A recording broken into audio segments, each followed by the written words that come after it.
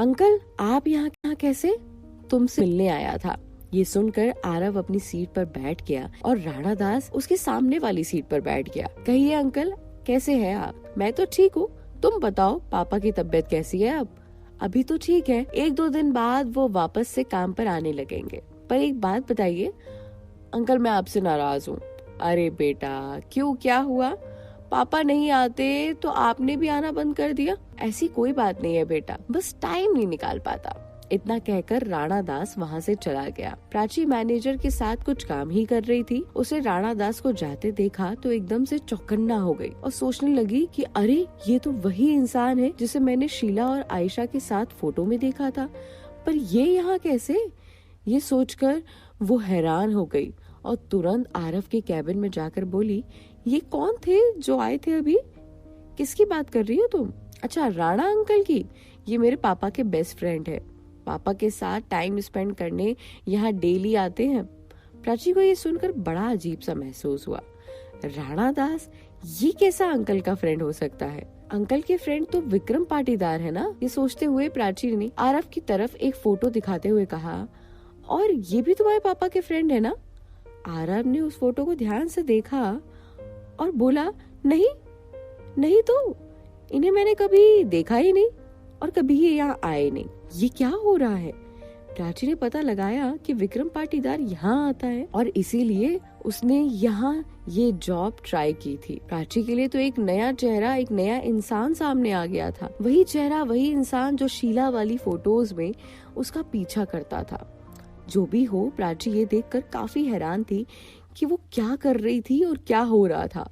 उसे समझ आ रहा था कि अभी भी बहुत सी चीजें ऐसी हैं जो वो नहीं सुलझा पा रही है, जो उसके सामने होते हुए भी वो समझ नहीं पा रही है। पर वो इतना तो समझ रही थी कि उसके साथ कुछ न कुछ तो छल हो रहा है, और सब हो क्या रहा है इस चीज को लेकर वो हैरान थी। उसने आरव से कुछ भी नहीं कहा और वो सीधा जाकर मिस सलोनी से मिलना चाहती थी।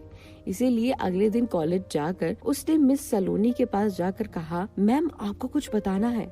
हाँ बोलो प्राची, मिस सलोनी ने कहा। मैम आपको याद है शीला और आयशा वाली फोटो में मैंने आपको एक इंसान दिखाया था? हाँ मुझे याद है, उसका नाम राणा दास है, जो कि दिल्ली में ही बिल्डर का काम करता है। ओके, और मैंने ये पता लगाने के लिए शोरूम में जॉब की थी कि विक्रम पाटीदार वहाँ आता है, पर वहाँ तो विक्रम पाटीदार आते ही नहीं। यहाँ तो मामला ही कुछ अलग है, कुछ ऐसा जो हम चाह कर भी नहीं समझ पा रहे हैं, कुछ है जो हम चाह कर भी नहीं देख पा रहे हैं, कुछ तो है जिससे हम पहचान नहीं पा रहे हैं। हमारे सामने होते हुए भी हम चीजों को समझ नहीं पा रहे हैं। हमारे पास ज्यादा टाइम भी नहीं है, हमें कैसे भी करके उनका सच सामने ही लाना होगा। जो भी हो, ये इंसान पर, ये शीला के मर्डर में भागीदार है तो फिर हम उसका पीछा करने भी तो जरूरी है। जो भी हो, ये इंसान पर ये शीला के मर्डर में भागीदार है तो फिर हमें इसका पीछा करना भी तो जरूरी है। तुम अभी जॉब रिजाइन मत करो, तुम इस इंसान के ऊपर नजर रखो, हो सकता है कोई क्लू मिल जाए। ठीक है, मैं ऐसा ही करूंगी। इधर दूसरी ओर प्राची शीला के केस में इतनी बिजी थी कि उसे इंटर्नशिप का काम भी धीरे धीरे कम करना पड़ रहा था। पर अब एक सैटरडे बंक करके आज संडे को इंटर्नशिप के लिए वो हंसराज कंपनी गई थी। कंपनी पहुंचते ही वो जाकर अपने केबिन में बैठकर बकायदा काम करने लगी। अभी वो काम कर ही रही थी कि उसकी नजर मैनेजर हसरत पर पड़ी। वो कुछ परेशान से नजर आ रहे थे और बार बार किसी को फोन मिला रहे थे। ऐसा लग रहा था जैसे कोई उनका फोन चाहकर भी नहीं उठा रहा है। वो बार बार किसी भी हाल में उसे फोन लगाने के लिए पीछे पड़े थे। प्राची ने उनके पास जाकर कहा, क्या हुआ, आप कुछ परेशान लग रहे हो?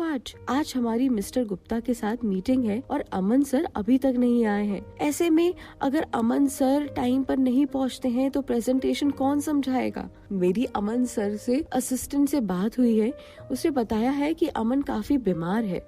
मुझे लगता भी नहीं है कि वो यहाँ पहुँच पाएंगे। ऐसे में अगर हमें ये प्रोजेक्ट नहीं मिला तो कंपनी काफी नुकसान में चली जाएगी। पहले भी 1-2 प्रोजेक्ट हाथ से निकल जाने की वजह से अमन सर काफी परेशान हैं। तो आप एक काम करिए, आप प्रेजेंटेशन की फाइल मेरे पास ले आइए। प्राची ने कुछ सोचते हुए बोला, आप इस फाइल का क्या करेंगी? प्लीज आप मुझे वो फाइल लाकर दे दीजिए।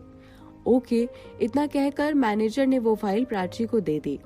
प्राची ने खुद प्रेजेंटेशन को बकायदा समझा और फिर मैनेजर हसरत के पास जाकर बोली, आप मिस्टर गुप्ता को मीटिंग के लिए बुला लीजिए। आज अमन सर की जगह मैं उन्हें प्रेजेंटेशन दिखाऊंगी। आप? मैनेजर हसरत प्राची को घूरते हुए बोला। हाँ मैं।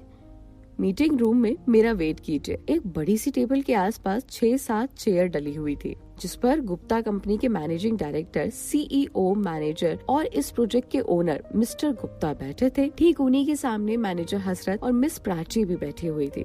प्राची अंदर ही अंदर बहुत नर्वस हो रही थी, पर वो किसी भी हाल में ये प्रोजेक्ट अमन सर के हाथ से नहीं जाने दे सकती थी। इसीलिए उसने खुद को तैयार करते हुए अंदर आते ही कहा, सो गुड इवनिंग एवरीवन। सामने से सबने सुर में सुर मिलाकर एक साथ कहा, गुड इवनिंग। इतना सुनकर प्राची ने प्रोजेक्टर की लाइट ऑन करके प्रेजेंटेशन दिखाने के लिए अपने आप को तैयार किया। धीरे धीरे बखूबी अपने टैलेंट के साथ वो अपनी माउथ लैंग्वेज के साथ बॉडी लैंग्वेज को भी मेंटेन करते हुए प्रेजेंटेशन इतनी बखूबी से समझाया कि वहाँ बैठा हर इंसान ताली बजाकर उसे विश करता रहा। मिस्टर गुप्ता ने मैनेजर की ओर हाथ बढ़ाते हुए कहा कि congrats, we are impressed with your presentation और हम आपके साथ डील करने के लिए तैयार हैं। डीलिंग के एग्रीमेंट पेपर को 1-2 दिन में बनाकर भेज दीजिएगा। Okay, thank you.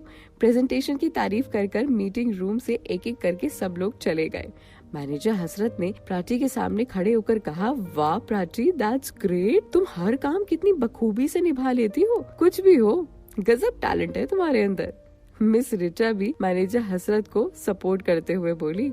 सबके मुंह से अपनी तारीफ सुनने के बाद प्राची ने एक छोटी सी मुस्कान को अपने चेहरे पर बिखेरते हुए हल्के से एटीट्यूड के साथ कहा, हाँ वो तो है। अब आगे क्या होता है ये जानने के लिए अगले एपिसोड का इंतजार कीजिए।